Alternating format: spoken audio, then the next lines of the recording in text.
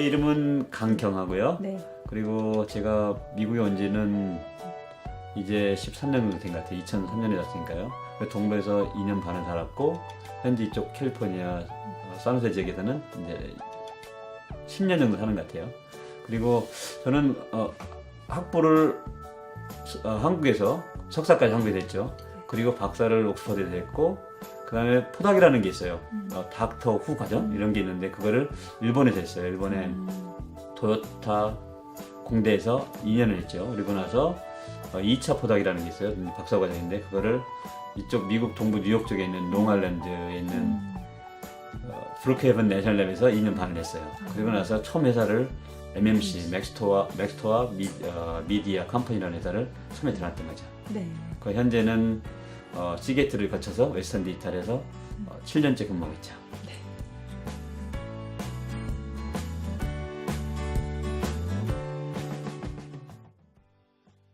미국에서 이렇게 먼저 일하고 싶으신 열망이 있으셨다고 하셨는데 그럴 거면은 되게 우리가 추측하기에 대학원을 미국으로 올 것 같은데 그 한국에서 석사까지 하시고 박사는 옥스퍼드로 가셨단 말이에요. 네. 영국으로. 네. 그 이유가 따로 있으신가요? 그건 복잡해요. 사실은 네. 그 인생을 자기가 다 네. 플랜할 수가 없잖아요. 네, 그래서 좀 네. 어떤 때는 각각 주어진 상황에서 최선의 것을 선택하는 게 맞다고 생각하는데 그 당시 저는 사실은 그때 석사를 막 끝나면서 일본에 유학을 가려고 했어요. 아니면 독일이나. 왜냐면은 집에서 경제적인 서포트가 안 되기 때문에 돈이 학비가 필요 없는 독일이나 아니면은 딴 데보다는 쉽게 어드미션을 받고 또 파이낸셜 서포트를 받을 수 있는 일본이 오퍼를 받았거든요. 사실은 가려고 했었는데 그 당시에 제가 집사람을 만났어요. 결혼할 사람 만난 건데 집사람이 일본을 안 가겠다는 거예요. 그래서 그러면은 어디로 가면 좋겠냐 했더니 미국이 좋겠대요. 그래서 그럼 미국을 준비하자. 준비를 했죠. 1년을 더 이제 해서 제가 그 당시에 연세대학교하고 키스트라는 연구소하고 조인트 과정으로 석사를 했는데 거기서 1년을 더 이제 공부 끝나고 1년을 연구원으로 있으면서 준비를 했어요. 이제 미국 유학 준비를. 근데 영국 유학 준비하고 미국 유학 준비 사실 거의 똑같아요. 영어 준비하고 그다음에 자기 소개서 쓰고 이런 거니까. 그래서 보니까 제가 같이 근무하던 그 당시에 선배 중에서 학부 선배 중 한 명이 옥스퍼드를 갔어요. 사실은 박사로. 그래서 나도 갈 수 있겠구나라는 걸 느꼈죠. 그래서 그래서 영국 유학을 가는 게 어떤 방법으로 준비하고 어떻게 가는지 알게 됐고 그래서 같이 준비하다 보니까 양쪽 영국도 되고 미국도 준비가 다 된 거죠. 그래서 어플라이 시작했어요. 그래서 근데 영국에서 가장 먼저 오퍼 왔어요. 캠브리지 옥스퍼드 대학. 근데 특히 옥스퍼드가 빨리 왔어요. 분야가 맞고 그래서 옥스퍼드 가게 됐어요.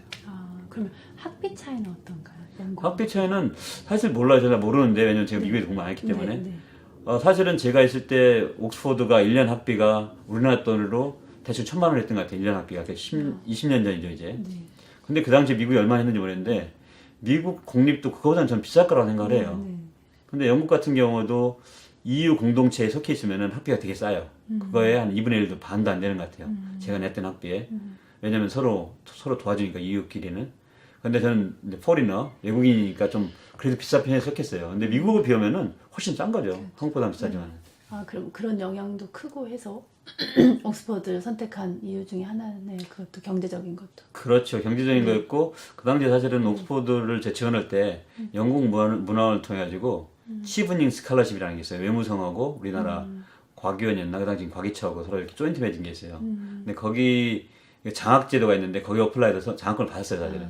그래서 어드미션 받고 장학금 받으니까 특히 옥스퍼드 좋잖아요. 네. 사실은 제가 그 전에 키스트 했을 때 포항공대에 계신 김도양 박사님이라고 그 옥스퍼드 출신 있어요. 그래서 그때 포항공대 교수님들이 이력을 쭉 보니까 미국이 굉장히 많은데 눈에 띄게 그분은 옥스퍼드 출신이었던 거예요. 근데 미국에는 대학이 많아가지고 유명한 대학 몇 개밖에 모르는데 옥스퍼드, 캠브리지는 역사적으로 되게 유명하잖아요. 그래서 이런 대학도 갈 수 있구나 하는 건 그때 좀 눈에 띄었던 것 같아요. 내 눈에 옥스퍼드라는 대학이. 그리고 연구소에서 키스트라는 연구소에 일할 때 선배 중에 한 명이 옥스퍼드 갔고 그래서 저도 좀 관심을 갖고 그래서 어떻게 가는지를 알아보고 하다 보니까 장학금도 받고 어디션 받고 해서 그걸 하게 된 거예요. 네. 그럼 옥스퍼드를 졸업하고 미국에 어쨌든 취업을 하게 되셨는데 옥스퍼드를 나온 게 미국 취업에도 많이 도움이 되나요?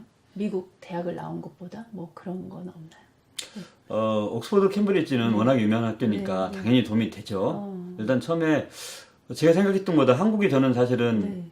이렇게 학맥이 중요하고 인맥이 중요하다고 생각했었는데 실제로 미국 와보니까 너무나 중요해요. 인맥도 너무나 중요하고 학맥, 그러니까 어느 학교를 나왔냐가 너무 중요해요. 이 네임밸류가 되게 중요한 거죠. 왜냐면은 이게 특히 제가 있는 이 분야가 아시아 사람들이 많아서 그런지도 모르겠어요. 아시아 사람들의 기본 정서가 학교 이름에 많은 저희 비중을 주잖아요. 네. 그래서 그런지 몰랐어요.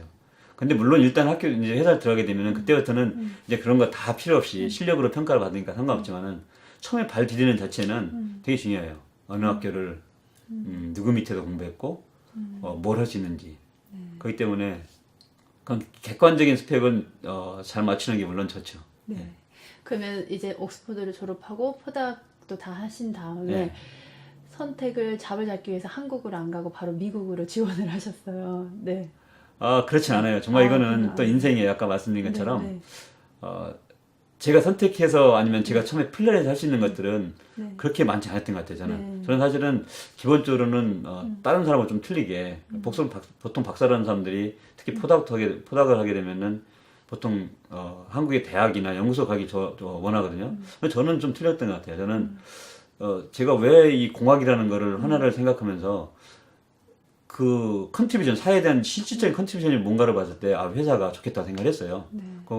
그래서 박사과정 할 때도 또 전 시게이트라는 회사, 특히 저희 분야에 있었으니까 이런 회사에 갔으면 좋겠다는 생각을 계속 했었죠. 근데 기회가 됐던 거고. 그런데 그 영국에서 공부할 때는 미국에 있는 회사를 어떻게 지원하는지 모르니까 저는 당연히 특히 우리 집사람도 그렇고 한국에 들어가길 바랬어요. 한국에 있는 회사를 들어가길 바랬던 거죠. 그러니까. 그런데 여러 번 몇 군데 시도는 해봤지만은 잘 안 됐어요. 그게. 한국에 있는 회사. 안 됐어요. 예, 오퍼를 못 받았어요. 네. 그게 정말 이상한 거예요. 그래서 저는 그래서 어쩔 수 없이 선택한 게 일본에 있는 포닥을 가게 됐는데 그게 제 인생의 사실 반환점이었어요. 왜냐면은 거기 가가지고 제가 같이 공부하던 저한테 슈퍼바이저 줬던 지도를 줬던 교수님이 사실은 원래 IBM 출신이라서 이쪽 분야를 잘 알고 있어요. 그래서 그 분야를 제가 좀 더 근접할 수 있는 기회가 됐던 거죠. 그 분야도 영국에서 했던 거하고는 다르게 거기서는 일본에서는 제가 지금 현재 하고 있는 일하고 상당히 비슷한 일을 했고 그게 기회가 됐어요, 사실은. 그러니까 제가 플랜하고 뭔가를 성취했다기보다도 상황이 그렇게 된 거죠. 그렇게 돼가지고 일본을 갔고 거기서 일본에서 그런 교수님을 만났고 그 중에 동료 중에 한 명이 이 미국에 있는 제가 포닥했다는 브루클리번 내셔널랩에서 연구원에서 박사과정을 했거든요. 그 친구가 저한테 정보를 준 거예요. 브루클리번 내셔널 랩에 대해서. 자기가 아는 사람이 최근에 포닥을 다 끝나고 이직하고 있다. 그러니까 자리가 있을까? 나 알아봐라. 해서 그 자리를 알아봐가지고 브루클리번 내셔널 랩을 간 거예요.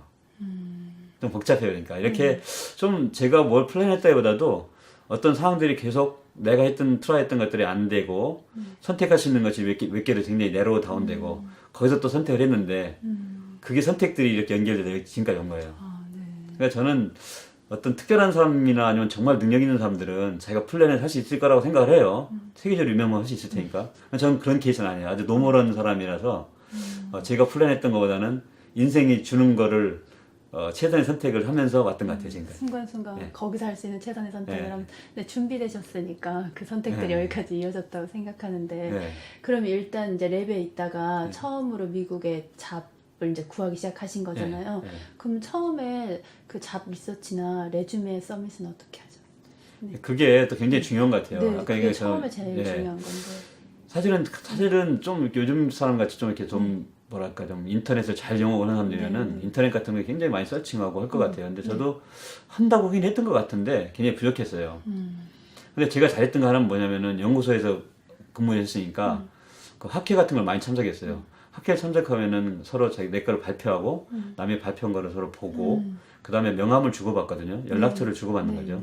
그게 다 서로 아는 사람을 만드는 거잖아요. 그 사람들이 저를 많이 도왔어요. 물론 이제 그 사람 중에서 어떤 사람은 그 당시에 시게이트 중앙랩 연구소가 피츠버가 있어가지고 거기서 인터뷰를 해서 2번 간 적도 있고 하지만은 제가 처음으로 갈 수 있었던 MMC라는 회사는 최건 박사님이라고 한 분이 있어요. 그분을 제가 학회에서 또 만났던 거예요. 그래서 서로 알게 됐던 거죠. 그분이 어느 날 저한테 전화를 해가지고 이런 자리가 있는데 어플라이 해보겠느냐 해서 오게 된 거예요, 사실은. 그러니까 어쨌든 학회에서 발표하시면서 자기를 보이긴 보이신 거네요. 그렇죠. 그래서 그렇게 연락을 받으신 거고 그분 추천을 해주신 거잖아요. 그쵸. 추천을 했어도 똑같이 전화 인터뷰하고 뭐 단계는 다 똑같이 똑같이. 하신 거예요. 네. 그러면 전화 인터뷰 끝나고 네. 온사이트 미팅에 가서 프리젠테이션을 하신 했죠. 거예요. 그럼 프리젠테이션을 할 때 네. 대부분 그럼 PH들은 다 프리젠테이션을 온사이트에서 하는 건가요? 아까 말씀드린 것처럼 네. 아카데믹 에리아에서 그러니까 연구소나 네, 네. 학교 쪽에서 회사로 올 때는 네. 처음에 프레젠테이션 하는 거를 네. 분야마다 틀리겠지만 저희 분야는 그렇게 해요. 저희 음. 재료과 출신들, 그 제가 하고 있는 사업 분야, 네. 그 미디어 분야, 그러니까 하드디스크 미디어 이쪽 분야는 그렇게 다 하는 거를 저는 원칙으로 알고 있어요. 네. 그럼 프레젠테이션 할 때 중요한 점이나 꼭 포인트 뽑히기 위해서 놓치지 말아야 될 부분이 있으면 좀 알려주세요. 프레젠테이션 중요한 거는 사실은 이게 포인트 한 두 가지 정도 있는 것 같아요. 제 생각할 때는 네. 뭐냐면은 네. 내가 그동안 했던 일을 효과적으로 이제 보여주는 거죠. 근데 그것도 중요하지만 더 중요한 건 뭐냐면 또 이 두 가지 포인트가 뭐냐면은 한 가지는 내가 했던 일 중에서 지금 이 사람들이 원하는 일하고 얼마나 매칭하냐를 포커스를 굉장히 잘 돼야 돼요. 그럼 나는 A라는 일을 되게 잘했는데 그것만 막 장황하게 얘기했는데 장황하게 설명한단 말이에요. 프레젠테이션에서. 근데 회사에서는 B라는 일을 원한다. 그럼 서로 매칭이 안 되는 거잖아요. 이런 경우가 있기 때문에 이 사람들이 원하는 게 뭐냐를 봐서 내가 했던 일들을 거기에 얼라인을 시키는 거죠. 서로 이렇게 매칭을 시켜서 그쪽으로 중점을 둬서 설명을 하는 거죠. 그게 중요한 포인트 하나고 두 번째 포인트는 뭐냐면은 내가 무슨 일을 그러니까 루틴하게 일상적으로 했다는 거를 강조하고 이런 일을 했고 이런 일을 했고 중요한 게 아니라 내가 얼만큼 스마트한 사람이다. 창조적인 사람이라는 걸 보여줘야 돼요. 그건 뭐냐면은 어떤 어려운 문제가 있었고 그거를 연구하는 입장에서 어떻게 접근해가지고 어떻게 문제를 해결했다. 그런 얘기는 이 일 자체가 지금 가서 할 일하고는 연관이 직접 없더라도 이 사람이 이런 능력을 가지고 이런 열정을 가지고 그 어려운 일들 어떤 일들을 해결할 수 있는 능력이 있다는 걸 보여주는 거잖아요. 네. 그거는 그냥 단순히 내가 벽돌을 쌓다든가 아니면은 뭐 땅을 판다든가 이런 노력을 보여주는 게 아니라 내가 어떻게 스마트하게 똑똑하게 그거를 어떤 특정한 일을 해결할 수 있는 능력을 보여준 거기 때문에 다른 일들이 왔을 때 이제 가서 다른 회사에서 다른 일을 해야 되잖아요. 그 일도 할 수 있겠다는 가능성을 보여주는 거죠. 이 두 가지예요. 그러니까 내가 어떤 일을 아주 깊게 파고 들어가서 해결할 수 있다는 그 스마트한 능력하고 그 다음에 내가 한 일 중에서 앞으로 가서 할 일하고 어떻게 서로 매칭이 되냐를 효과적으로 보여주는 거. 그거죠. 네. 그 연봉 협상이 있잖아요. 연봉 협상이요? 네. 네. 되게 중요하잖아요. 되게 사실. 중요하죠. 왜냐면 여기는 가면서 튄다고 제가 들어서. 맞아요. 네, 그럼 연봉 협상은 어떻게 하셨어요? 노하우가 있으세요? 기본적인 연봉 협상은 사실 뭐 좀 앞으로 가야 되게 되면은 네. 제가 연구소에서 네. 처음에 일본에서 이쪽으로 옮길 네, 때도 그렇고 이제 브로크헤븐 네, 내셔널 계속 레벨 갔을 이렇게, 때 네. 연구소로 갈 때 네. 그 연구소에서 다시 또 회사로 갈 때도 사실 제가 얼마를 받아야 되는지 그거 가늠을 못했어요. 네, 몰랐어요. 처음은 정보가 그런다고 없으니까. 대부분 그러지. 특히나 또 이거는 개인의 인사 정보이기 때문에 네. 서로 쉐어를 안 해요. 근데 요즘 사람들은 보면은 서치를 통해서 어느 회사에서 아니면은 어느 지역에서는 연봉이 얼마 정도 어느 직급에 얼마 정도 된다는 걸 가지고 있는 것 같아요. 네. 그거를 저는 누가 새로 온다면 그걸 일단 추천하고 싶고 근데 이제 그게 일단 기본적인 자료가 될 텐데 네. 회사마다 많이 틀려요 또 네. 회사마다 직급마다 다 틀려요. 네. 근데 일단 회사를 들어가게 되면은 자기가 얼마를 받는지 알기 때문에 이제 아까 얘기한 것처럼 제가 시게이트에서 웨스턴 디지털로 갈 때는 내가 얼마 정도를 받을 수 있겠다는 기대를 가늠을 정확하게 할 수가 있고 네. 그리고 기대를 정확하게 맞출 수가 있잖아요. 네. 근데 가장 중요한 건 뭐냐면은 직급을 올려받는 게 좋아요. 가능하면은 왜냐면 처음에 사람을 뽑을 때는 사람들이 네, 굉장히 오픈돼 있어요. 연봉도 그렇고 직급도 이런 것들이 직급도 그렇고 하는 일도 그렇고. 근데 일단 사람을 뽑아놓으면은 그 안에서 뭐 직급을 프로모션을 한다든가 진급을 한다든가 뭐 자리를 옮긴다든가 연봉을 올려가는 것들은 쉽지가 않아요 사실은. 네. 처음에 갈 때 그거를 좀 처음에 파운데이션을 잘 만들어 놓은 게 시작을 잘 만드는 게 굉장히 중요한데 보통 제가 알기로는 회사에서 회사를 옮길 때 5%에서 10% 정도를 올리는 걸로 기대를 하고 가죠.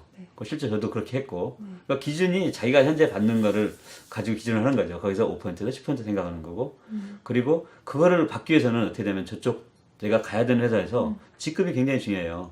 직급에 따라서 연봉의 레인지가 정해지거든요. 네.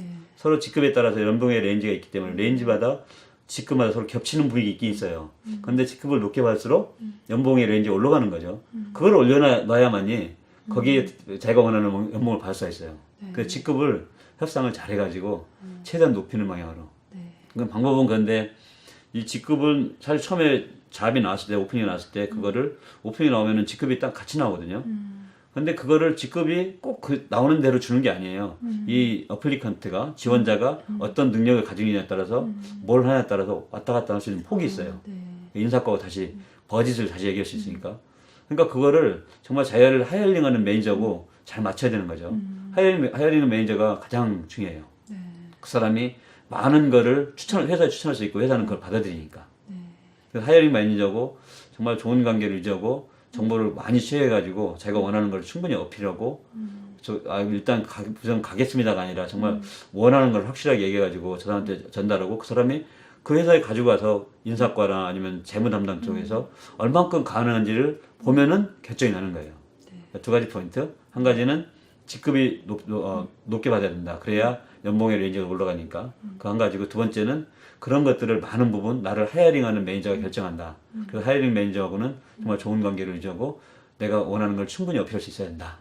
근데 그걸 무리하게 요구해서는 안 되죠. 왜냐면은 내가 어떤 특별한 연봉의 레인지를 얘기하고 어느 정도 결정이 나면은 저쪽에서 제가 옛날에 받았던 세금 보고서를 내라 제출하게 돼 있어요.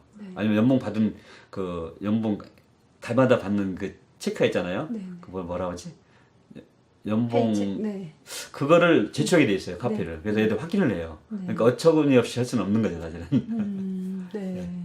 그러면 이제 시게이트라는 한 번 해서 간 거니까 네, 그런 게 가능한데 사실 미국에서 처음 잡을 때는 연봉 협상 저희 나라 사람들이 되게 어려워하잖아요. 어려워하죠. 그러면 박사님께서는 처음 그 MMC 들어갈 때는 연봉 협상이 어떻게 하셨어요? 네. 네, 처음에 사실 네. 아카데믹 쪽에서 네. 인더스트리 올 때 아까 얘기한 것처럼 네. 제가 인터넷 설치를 네. 많이 안 했기 때문에 네, 네. 정보가 많지는 않았어요. 근데 저를 그 아까 처음에 추천했던 그분, 치간 집사님이라는 분이 한국에 그분이 네. 있었기 때문에 네. 그분이 하이어링 매니저는 아니었고 매니저 있는 디렉터였어요. 제 하이어링 매니저는 현재의 매니저였고 사실은 현재 회사의 매니저였었고 근데 그분이 있기 때문에 일단은 그분도 분명히 여기에 관여했을 테니까 이분이 관여한 거라면은 어떤 숫자가 나오든 그거는 리즈너블 할 거다. 네. 적당선일 거라 생각을 했어요, 사실은. 좀 나이브한 거죠. 사실 저는 그런 게 있지만, 그거를 추천하진 않아요, 저는. 왜냐면은 새로 들어오신 분들은, 일단 기본적으로 인터넷 같은 거 설치하면은, 이 지역에서 어떤 분야 회사가, 어떤 처음에 어떤 엔트리 레벨이라든가, 경험자가 온다든가, 이런 거에 따라서 얼마를 주느냐가 어느 정도 결정이 있을 거라고 봐요. 그거를 숫자를 가지고 있으면은, 연봉 협상하는데 굉장히 도움이 되죠. 왜냐면, 내가 상대방을 알면은 그 협상이라는 게 공략할 수 있는 게 생기는데 모르면은 그냥 상대방에 전체를 의존하잖아요. 그러면 정말 잘못하면 쏘을 수가 있죠. 회사 입장에서는 그 연봉을 줄 때 너무나 낮게 줘서 얘가 오면은 들어오자마자 실망해서 나갈 수 있지만은 대부분은 가능한 선에서 그 정도 그러니까 완전히 어부서드하지 않은 선에서 낮게 주려고 노력할 거잖아요. 조금 비용 절감해야 되니까. 그렇기 때문에 내가 저쪽을 아는 게 굉장히 중요해요. 저 인터넷을 통해서 알아보고 그 다음에 어떤 사람이든 내가 거기 연락할 수 있는 사람이 있는지 나를 도와줄 수 있는 사람이 있는지를 알아봐서 그 사람을 통해서 내가 받고자 하는 이것이 어느 정도 리즈너블한지 그 사람도 절대 자기 연봉은 얘기 안 해요. 왜냐면은 그건 인사 비밀이고 개인의 정보니까. 그렇지만 근접한 숫자들은 얘기해 주죠. 러플리. 그걸 기준으로 하면 되는 거죠. 네, 감사합니다. 그러면은 많이 한국에서 오고 싶어하는 사람들이 사실 미국의 첫 번째 관문이 비자란 말이에요. 그렇죠. 그럼 비자는 어떻게 해결하실 거예요? 네. 비자도 사실 네. 진짜 너무나 네. 케이스 바이 케이스이기 때문에 사실은 네. 뭐 제가 통틀어 얘기하기 네. 힘들고 네. 그런데 저 같은 경우를 일단 얘기를 하자면 저는 이렇게 했어요. 처음에 연구소로 올 때는 H비자라는 게 있어요. 네. H비자는 연구소나 학교에 있는 H비자는 네. 회사 주는 H비자하고 틀려요. 아, 회사에서 주는 H비자는 1년에 미국에서 정하는 숫자가 있어요. 얼만큼. 쿼터라고 하나요? 쿼터가 있고 네. 또 그 쿼터 내에서 나라마다 롤로케이션 네. 할당된 숫자가 틀려요. 예를 들면 저는 한국 사람이고 한국에 몇 개, 일본 몇 개, 유럽 몇 개, 인도, 중국 몇 개 이게 돼 있는데 특히 인도, 중국 사람은 힘들어요. 네. 왜냐하면 사람이 지원하는 사람이 많기 때문에.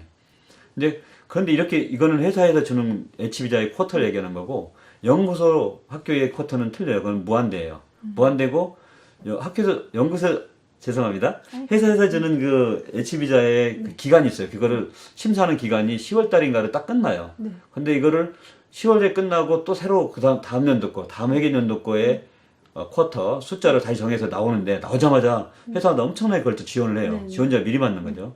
그럼 다음에 예를 들면 내가 올해 10월에 그게 시작하면 다음에 한 3월 정도 되면은 다 차요, 풀이. 그럼 더 이상 지원할 수가 없어요, 사실은. 그래서 이 기간을 맞추기 굉장히 힘들거든요. 네. 근데 이게 일반적으로 회사에서 주는 H 비자의 네. 문제죠. 두 가지. 한 가지는 숫자가 정해져 있다는 거하고 또 한 가지는 기간이 있다는 거. 네. 네. 어플라이할 수 있는 기간이 있고 네. 네. 그게 유효한 기간이 있고 또 심사하는 기간이 있고 그래서 그 기간을 놓치는 게 네. 굉장히 페이탈하죠. 위험하죠. 네. 이제 그게 회사의 케이스고 네. 저 같은 케이스는 연구소로 갔어요. H 비자를 네. 받아서. 네. 네. 근데 그 경우에는 익스프레스가 있어요. 되게 빨리 해져요. 돈을 추가로 내면은 이민국에서 일주일인가 이주 내에 결정이 나요. 얘를 받아라, 주어라, 말아를. 그러니까 빨리 할 수 있고 숫자가 제한이 없어요. 숫자 제한이 없으니까 그만큼 더 쉬웠고 그 다음에 기간이 또 제한이 없어요. 아무 때나 아무 때나 할 수 있기 때문에 그래서 좀 쉽게 갈 수가 있었죠. 그러면 박사니까 그런 거예요? 아니면 석사도 다 그런 H1 비자를 받을 수 있나요? 제가 석사를 안 해봐서 모르겠는데 네. 제가 추론하기로는 이건 정말 추론이에요. 네. 인터넷 확인하면 네. 정확한 네. 정보가 네. 나오겠지만 추론하기로는 연구소가 석사 출신 아니면 하다못해 학사 출신도 네. H 비자 필요하다 해서 내면은 될 거라 저는 생각을 하는데요. 그거는. 네. 네. 그 카테고리가 사실 뭔지 잘 정확히는 모르겠어요. 사실. 네. 그럼 지금도 현재 H1 비자로 있으시는 건 아니죠? 그건 네. 아니죠. 이제 네. 그렇게 그다음, 거쳐서 네. 이제 연구소를 갔는데 문제는 뭐냐면 그 H 비자가 좀 더 말씀드리면은 연구소나 회사에서 연구소나 대학에서 주는 H 비자는 그 숫자 제한이 없기 때문에 그거를 내가 회사로 옮길 때 그 H 비자를 쓸 수가 없어요. 아 정말요? 네, 왜냐면 회사는 회사에서 주는 H 비자는 따로 하려기 때문에 네. 새로 또 신청을 해야 돼요. 아까 얘기했던 네. 그 기간에 맞춰서 해야 되고 네. 또 숫자가 제한이 있기 때문에 또 굉장히 힘들죠. 그 새로 H 비자를 받아야 돼요, 부자를. 네. 근데 회사에서 회사로 옮길 때는 그 H 비자를 일단 받잖아요. 그럼 그게 나한테 쿼터가 나한테 이게 할당됐기 때문에 그거 비자를 가지고 옮길 수가 있어요. 그 H 비자 가지고. 그 연구소에서 H 비자는 어차피 숫자도 제한 없고 기간도 제한 없기 때문에 연구소에서 연구소로 옮긴다든가 연구소에서 학교를 옮길 때는 그 H 비자가 가지고 갈 필요도 없고 새로 금방 받을 수 있으니까 가서 받아가면 되는 건데 회사 올 때는 H 비자 받는 걸 굉장히 조심해야 되고 네. 기간 때문에 그 숫자 때문에 조심해야 되고 굉장히 없다는 거죠. 네. 이제 그런 케이스였어요. 저 같은 경우는 어떤 케이스냐면은 그쪽 연구소에서 이쪽 회사로 올 때 네. H 비자를 신청을 했어요. 근데 이미 쿼터가 다 찬 거예요. 그래서 네. 없었어요. 더 이상 그거 받을 수 없었어요. 그 H 비자를. 제가 그거를 H 비자를 지원했던 게 9월인가 그랬던 것 같아요. 그 10월 달에 심사가 끝나고 9월에 지원했는데 그 전에 이미 다 그 쿼터가 할당되는 양이 다 나갔던 거죠. 배당이 됐던 거죠. 그래서 그렇게 되면 H 비자 받으려면 1년을 기다려서 지원을 하고 또 10월 달, 다음해 10월 달에 그 허가를 받아야 되는 거예요. 아무 때나 열리는 게 아니니까. 불가능했던 거죠. 그래서 제가 그 뭐를 어떻게 해야 되나 고민하다가 참 좋았던 게 학회에서 만났던 다른 분이 있었어요. 또 다른 엔지니어가 회사를 다닌 분이. 그분이 자기의 스테이터스를 얘기했는데 그 오비자라는 게 있었어요. 네. 그 익스트라 오더널인가 뭐 카테고리가 그렇게 되는데 그 비자에 대해서 얘기를 했는데 그걸 저를 그런 비자가 있구나라는 거를 관심이 별로 없었지만은 어떻게 딱 그게 제가 비자를 예치가 안 되니까 신청해야 되는 시점에서 그 생각이 딱 머리에 스쳐 지나왔어요. 그러니까 사람을 알고 정보를 받는 건 너무나 중요한 것 같아요. 그래서 그럼 오비자가 뭔가를 알아보니까 근데 그분이 회사를 다니고 저하고 비슷한 처지에 있는 사람이 오비자를 받단 말이에요. 나도 받을 수 있구나라는 생각을 한 거죠. 네. 그래서 그 카테고리를 인터넷에서 봤더니 너무나 힘들게 돼 있는 거예요. 느낌에 막 마치 노벨상 받아야 될 것 같고 또 스포츠를 한다면은 분야가 엔지니어링, 사이언스 쪽이 있고 아트 쪽도 있고 스포츠 쪽도 있지만은 뭐 예를 들면 스포츠를 따는다면 꼭 김연아 정도는 돼야 될 것 같은 아니면 올림픽이든 아시안 게임이든 가서 메달은 따야 될 것 같은 그런 생각이 드는 거예요. 그래서 좀 되게 힘들 거라 생각했는데 일단 아까 했던 그 저하고 비슷한 사람이 일단 그 비자를 가지고 성공적으로 회사 일을 하고 있다는 걸 알았고 그럼 나도 할 수 있다는 가능성을 받았고 그래서 이제 근데 회사 이쪽에서 내가 해당하는 회사에서 내가 갈 회사에서 오퍼를 받았기 때문에 이미 그걸 담당하는 변호사가 있거든요. 네. 그 사람하고 같이 이제 협의를 하는 거죠. 네. 그런데 그 사람도 사실은 이런 시스템을 잘 몰랐어요. 네. 그냥 글자에 나 있는 걸 딱 보면 너무 힘들어 보이니까 안 된다고 생각했던 거죠. 그래서 제가 아니다, 내가 비슷한 커리어를 가지고 있는 사람이 이렇게 해서 갔다. 그러니까 이렇게 준비하자 해서 그 사람을 설득해가지고 같이 준비를 했어요. 근데 결국은 됐죠. 근데 그거를 아까 얘기한 것처럼 어떤 어려운 게 특히 비자 받는 게 어려워 보이는 게 있지만은 정말 그 글자로만 보면 너무 어려워 보이지만은 실제로는 다를 수가 있는 거예요, 사실은. 자기가 어떻게 어필을 하냐에 따라서 네. 또 추천서를 또 써야 되거든요. 네. 추천서가 6장인가가 필요한데 추천인이 편지를 써야 되는데 나에 대해서 어떤 사람은 저를 잘 아는 사람이 되고 잘 알고 있어서 평소에 내가 얘가 어떤 일을 했고 어떤 일을 잘하고 이런 거를 평가해 줄 사람 해주는 사람이 있어야 되고 또 몇 사람은 나는 전혀 서로 개인적인 결은 없지만은 그 분야에 있기 때문에 분야에 있어서 얘가 이런 일 분야를 했기 때문에 얘가 충분히 그 오비자라는 카테고리에 들어가는 사람이라는 걸 평가해 줄 사람이 필요해요. 근데 그런 사람들을 확보하고 있어야 되는 거죠. 그러니까 제가 아는 사람 같은 경우에는 커리어가 아주 화려하지는 않았던 것 같아요. 그런데 그거를 추천해 주시는 분이 굉장히 유명한 분이었어요. 노벨상에 근접한 그 친구분들도 이분이 추천했는데 친구분들도 노벨상에 근접한 쉽게 얘기하면 네이처나 사이언스 같은데 수십 편의 논문 가지고 있는 사람들이죠. 그런 사람들이 레퍼런스를 써주면은 굉장히 유력해요. 근데 써주신 거예요, 지금. 저 같은 케이스는 그 정도 아니었어요. 저는 아까 그 저명한 사람이면은 추천서가 3개 정도면 돼요. 다 끝나요. 저 같은 경우는 6개 정도 준비했어요. 왜냐면은 저를 추천해 주셨던 분들은 그 정도 레벨은 아니었어요, 사실은. 사실 정확히 따진다면 제가 운이 없었던 건 내지는 아니면 사람을 제가 많이 확보하지 못했던 거예요, 평소에. 그래서 그거는 뭐냐면은 정보가 되게 중요하고 그 정보를 줄 사람들이 굉장히 중요한 거고 그리고 되게 어려워 보이지만은 길이 있을 수 있다는 거. 제가 얼른 그 오비자의 카테고리 글만 봤을 때는 굉장히 힘든 거였고 불가능한 거였어요. 근데 실제로 할 수 있었다는 거를 아까 먼저 그거를 이미 가졌던 저하고 비슷한 경력을 가진 사람으로부터 알아냈고 그리고 실제로 해보니까 되더라는 거죠. 그렇게. 그래서 저는 오비자라는 비자로 처음에 회사를 들어왔어요. 진짜 대단하세요. 그럼 오비자를 받기 위해 가장 중요한 특징? 꼭 이거는 반드시 잊어먹지 말고 해야 통과할 수 있다. 뭐 이런 게 있을까요? 오비자 중요한 게 몇 가지 있는데 한 가지는 오비자는 아까 했던 그 쿼터에 제한이 없어요. 제한이 없고 그리고 시간도 제한이 없어요. 그러니까 그만큼 그렇게 훌륭해 보이는 사람 아니면 진짜 훌륭한 사람을 그런 제한 없이 뽑겠다는 거잖아요. H비자는 굉장히 시간적 제한도 있고 그 다음에 숫자의 제한이 있지만은 근데 오비자는 대신 그러니까 좀 더 까다로운 거죠. 왜냐하면 그런 특수한 거를 어필을 해야 되니까.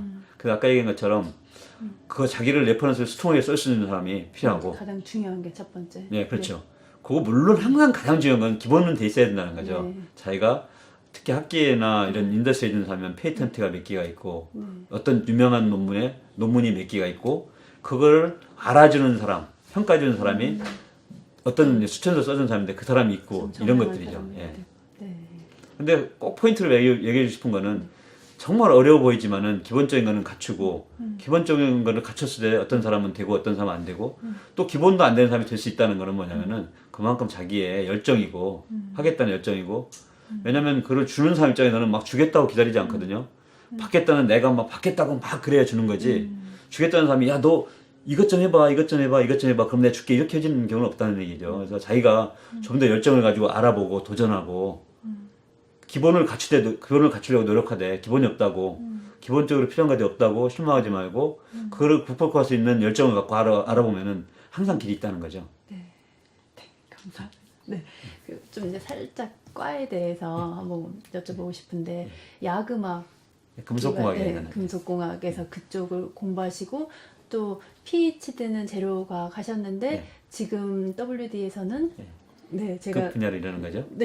그 분야하고 똑같은 거예요. 제가 보기에는 약간 디자인 쪽이신 거잖아요. 디자인이라는 의미가 우리가 그림을 그리는 그런 게 아니고 사실은 디자인이라는 게 되게 그 스콥이 넓어요. 그러니까 어떤 거를 어떤 프로세스, 그러니까 만드는 과정을 어떻게 하고 제가 하는 분야는 씬필름이라는 거, 방막이라는 걸 하는데 그게 많은 레이어, 층으로 돼 있어요. 여러 개의 다른 물질 층으로 돼 있어요. 그래서 프로세스가 있고 물질들이 틀리고 그리고 어떻게 그걸 조합하느냐가 디자인이라고 얘기하는 거죠. 그런 분야이기 때문에 제 분야는 여전히 학부 때 저는 한국에서는 금속공학이라는 걸 했고 사실 금속공학과 재료공학은 똑같아요. 지금은 같은 큰 학부에 속해 있어요. 그리고 영국에서 했던 재료공학 영국에서는 제가 했던 분야를 재료공학이라고 하고 재료과학이라고 해요. 사이언스 쪽에 있어요. 엔지니어링이 아니고. 그렇게 했고. 근데 지금 하는 분야가 똑같아요. 그러니까 그 일을 하고 있는 거예요. 그럼 재료를 담당한 거죠. 그럼 그쪽 분야를 공부해서 나갈 수 있는, 여기서 잡을 찾을 수 있는 것들이 굉장히 많이 있나요? 재료 분야는 제가 담당하는 쉽게 얘기하면은 과학이 크게 얘기하면 두 가지로 나눌 수 있잖아요. 소프트웨어하고 하드웨어. 하드웨어 분야에서는 전 분야에서 재료를 필요해요. 진짜 전 분야예요. 이거는 모든 하드웨어는 재료로 되어 있기 때문에 이게 플라스틱이든 저처럼 금속이든 세라믹이든 뭐 케미컬 뭐든지 재료공학은 필요해요. 근데 물론 이제 재료공학 하면은 사실은 화학공학과나 화학과라서 하는 거 틀리게 주로 이제 하드한 메탈이요. 다시 말해서 금속 같. 그저 금속같이 하드한 거를 다루는 거죠. 네. 뭐 쉽게 얘기하면 세미컨덕터 물질이라든가 제가 하는 자석 물질, 네. 그다음에 무슨 건물 구조제형 있잖아요. 뭐 이런 벽돌이든 아니면 인도에 들어가는 그 알루미늄이라든가 글라스라든가 이게 전부 다 재료 분야 사람들이 하는 일이죠. 그럼 재료공학을 해서 거의 다 모든 이런 소프트나 하드웨어 쪽에 다 들어갈 수 있다는. 그렇죠. 재료공학을 하게 되면은 물론 석사를 했느냐, 박사를 했느냐, 아니면 학사를 했느냐에 따라서 좀 분야는 틀려져요. 네. 오히려 더 공부를 많이 할수록 분야가 좀 더 세분화되죠. 네. 왜냐면은 박사를 내가 지금 제가 하고 있는 저장재를 했는데 네. 그걸 안 하고 네.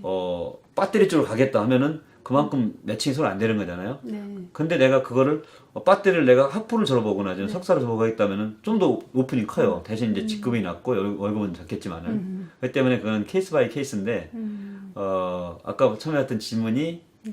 재료공학 하면은 가슴력 많냐? 네. 그렇죠. 되게 많죠. 근데 그 분야는 자기가 공부를 얼마큼 했냐에 따라서 네. 좀 내로우 다운 된다는 거, 좀 더 좁아진다는 거, 좀 더 전문화 된다는 얘기죠. 네, 네, 알겠습니다.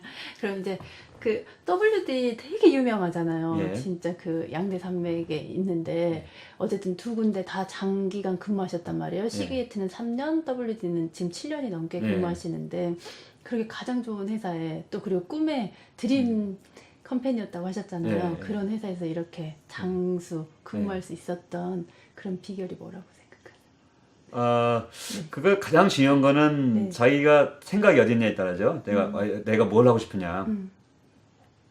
그걸 텐데, 그리고 또 더 솔직히 얘기하면은 저희 분야는 사실은 옛날에는 정말 많은 회사가 있었어요. 관련 회사들이.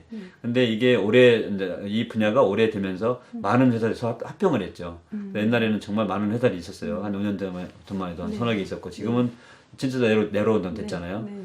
옛날 그전에는 삼성도 있었고 뭐 도시반환 회사도 있었고 우리 회사 HGST 뭐 여러 개 있었는데 지금은 딱 몇 개 진짜 가장 큰 회사, 네. 가장 경쟁력 있는 회사만 살아남은 거죠. 네. 그렇기 때문에 사실은 솔직히 얘기하면은 제가 갈 수 있는 회사들, 특히 실리콘밸리 미국에서 갈 수 있는 회사들이 이제 제한이 되기 시작한 거죠. 옛날에는 많았는데 그 숫자가 줄어든 거죠. 그것도 하나고 그 외부적인 요인이 하나 있는 거고 또 다른 객관적인 요인을 본다면은 걔네 열정이에요. 그거는 내가 이 회사를 마음에 드냐 마음에 안 드느냐. 특히 이 보스하고 내가 얼마나 서로 관계가 얼마큼 좋냐. 왜냐면 회사는 나를 밀어주는 사람, 나를 알아주는 사람이 필요하거든요. 그게 없으면 내가 아무리 능력을 보여도 그 능력이 오히려 어필이 안 되는 거죠. 그럼 나는 일하는 자체가 정말 나는 즐겁다. 그렇다면 문제 없겠지만은 그게 아니고 내가 일을 하고 거기에 맞는 보수를 받고 거기에 맞는 사회 컨트리뷰션을 같이 가야 되는 거잖아요. 그런 입장에서 본다면은 나를 알아주는 거, 다시 말해서 보스하고 관계가 좋아야 되고 비전을 쉐어가 돼야 되는 거고 그리고 때에 맞춰서 연봉도 올라가고 프로모션도 되고 이런 것들이 맞춰야 되는 거죠. 근데 그런 것들이 저한테는 맞았던 거죠. 지금 있는 회사가. 네.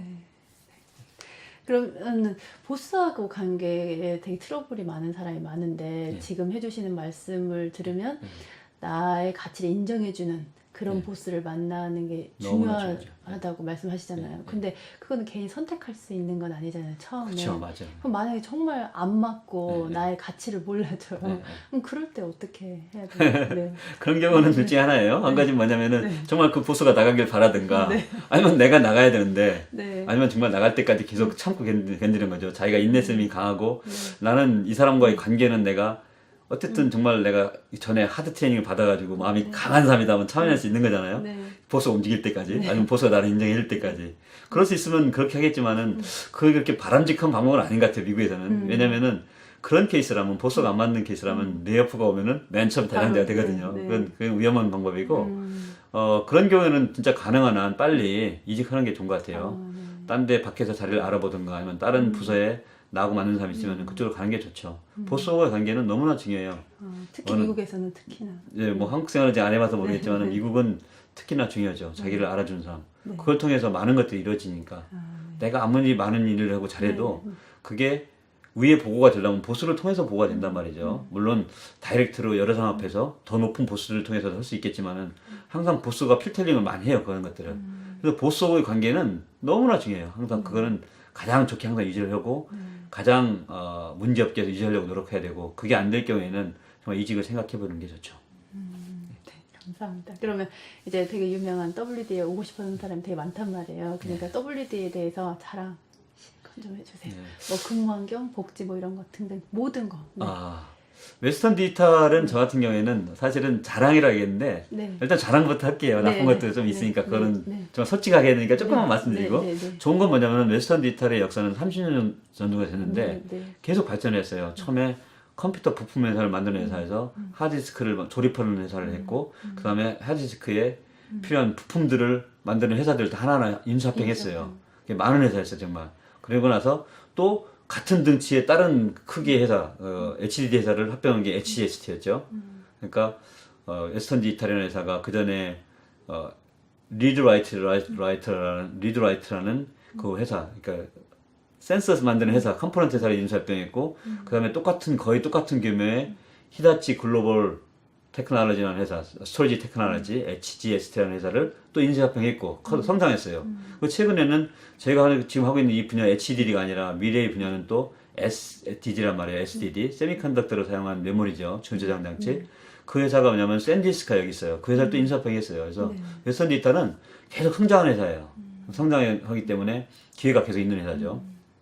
예, 그게 가장 좋은 거였고, 그 다음에 솔직히 이렇게 무슨 복지라든가 이런 것들은 다른 회사에 비해서 이렇게 좋다고 볼 수 없는 것 같아요, 저는. 제 개인적으로 볼 때. 특히 제 불만은 우리 회사에는, 특히 제가 있는 캠퍼스에는 식당이 없어요. 네. 식당이라는 게 음식을 파는 식당이 없다는 거죠. 자판기 정도 있는 거고. 근데 그런 건 있지만은 회사를 선택하고 자기가 일할 때 가장 중요한 거는 아까 얘기했던 그 주위에 누구하고 일하느냐. 그게 중요하고 또 보스가 중요한데 어떤 보스를 만나느냐. 또 가장 중요한 건 사실은 연봉이에요. 사실 복지가 좀 안 좋고, 산에 뭐가 안 좋아도 연봉이 사실은 내가 돈만 많이 받는다면은 그건 다 개인적으로 해결할 수 있는 거거든요. 밖에 좋은 식당 가서 밥을 먹을 수 있고, 좋은데 알아서 여행 가면 되는 거지. 회사에서 여렌지 해주는 호텔에 갈 필요 없고, 회사에서 주는 식당에 가서 밥을 먹을 필요는 없는 거예요. 그러니까 그거를, 자기가 선택을 정해야 되죠. 자기 프라이드가 어디 있느냐.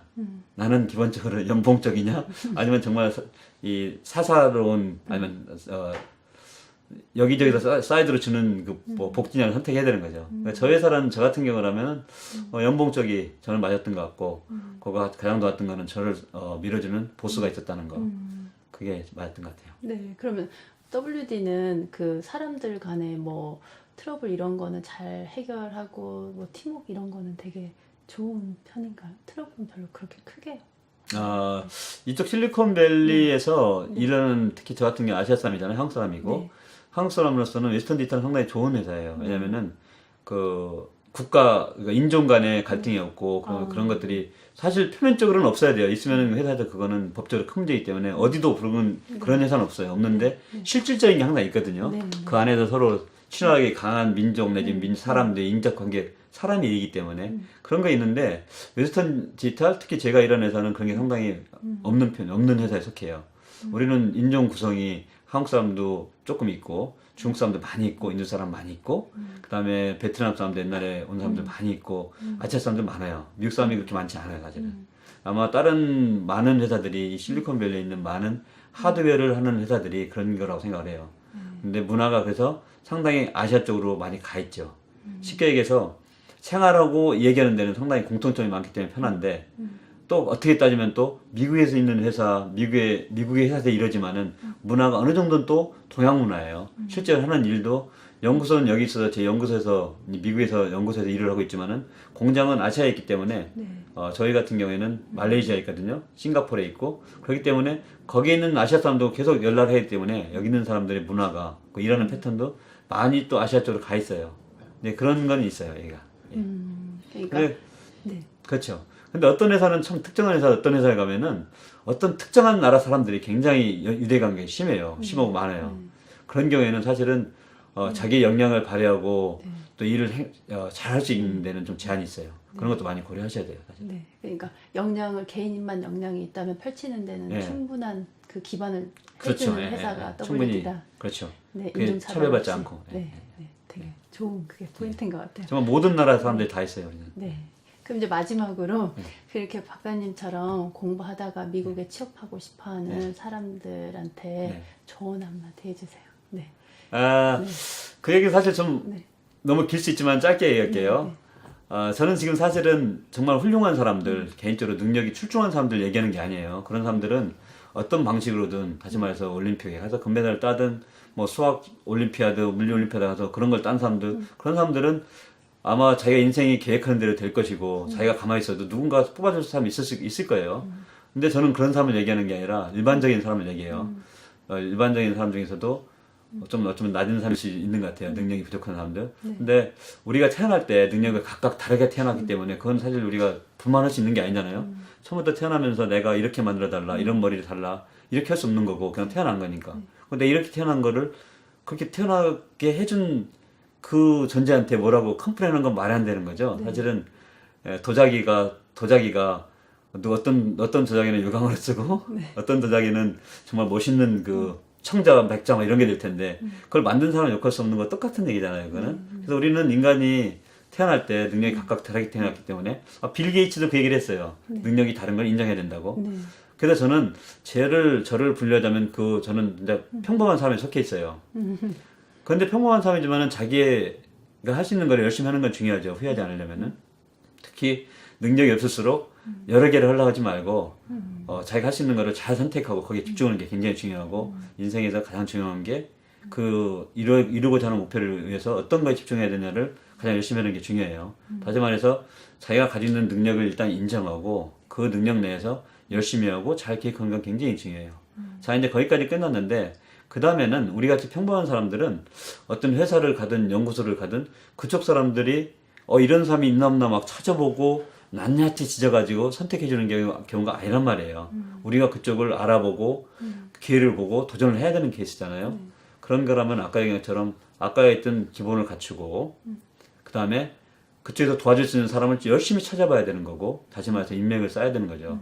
인맥이라는 게 나쁜 게 아니에요. 왜냐면 나도 이제 사람을 하야하는 입장이 있기 때문에 사람을 하야하지만은 모르는 사람을 아주 짧은 기간에 인터뷰를 하고 뽑는 건 굉장히 힘들어요. 그래서 많은 부분 미리 알고 있는 사람을 통해서 추천을 받고 아니면 내가 직접 알고 있는 사람을 뽑는 게 그건 당연하다고 봐요. 똑같은 실력이라면 내 판단하기에. 그렇기 때문에 그런 걸 쌓는 건 굉장히 중요하고 더 중요한 거는 다시 말해서 실력이 자기가 객관적으로 디파인되어 있는 그 실력에 자기를 가두지 말라는 거죠. 왜냐면은 아무리 어려워 보이는 일도 가까이 가서 보면은 방법이 있는 경우가 너무나 많아요. 아까 했던 비자도 그렇고 회사를 갈 때도 그렇고 정말 한번 보세요. 저는 재료공학을 하지만은 이 물질들 눈으로 보기엔 정말 하나 구멍 없는 거 보이는데 이거를 전자현명으로 본다든가 엑스레이를 찍어보면은 이 구멍이 너무나 많아요. 그런 거는 뭐냐면은 멀리서 보는 거와 가까이서 보는 건 항상 다를 수 있다는 거죠. 그래서 자기가 능력을 가지고 어느 정도 열심히 하는 거 중요하고 그거를 쌓는 것도 중요하고 그건 객관적인 거니까. 근데 그 객관적인 걸 넘어서 더 중요한 게 자기가 아는 사람을 계속 늘어가고 스스로 인터넷을 통해서 아니면 서적을 통해서 공부를 해서 그 분야를 공부하고 그리고 그런 열정을 쌓아가고 그리고 도전하는 게 되게 중요하죠. 아까 얘기한 것처럼 가까이 가면은 그 기회가 항상 더 멀리서 보는 거가 있다는 거죠. 그래서 가까이 가라. 그래서 내가 원하는 곳이 있다면은 그게 학교든 아니면 지금 같은 경우는 회사를 이야기하고 있는데 회사든 내가 진짜 거기가 너무나 열망이 있다면은 내가 한국에 있고 지금 아무런 정보도 없어요. 그럼 저라면은 여행 비자 되니까 한국 사람들 여행으로 들어올 수 있으니까 비자 없이 미국에 들어올 수 있으니까 와서 하다못해 투자를 하는 거죠. 한 달이든 두 달이든 내가 어디든 스테이하면서 호텔이든 아니면 민박이든 스테이하면서 원하는 분야를 가까이 가서 최대한 가까이서 보고 사람을 컨택해서 알아보는 거는 굉장히 중요해요. 왜냐하면 아까 얘기한 것처럼 회사가 나를 찾는 게 아니라 학교가 나를 찾는 게 아니라 내가 회사를 찾기 때문에 거길 가서 만나고 그거를 정보들을 가져가는 게 중요하다는 거죠. 감사합니다. 네. 끝났어요? 네. 서운한데 또 없어요? 감사합니다. 네. 너무 근데 진짜 너무 교수님 같으세요. 그래요? 요약 정리도 너무 잘해주시고 말도 너무 잘하셔가지고 힘드시죠? 발음이 많이 세요. 정한이보다는 아니지만. 어, 재밌었어요. 네, 너무.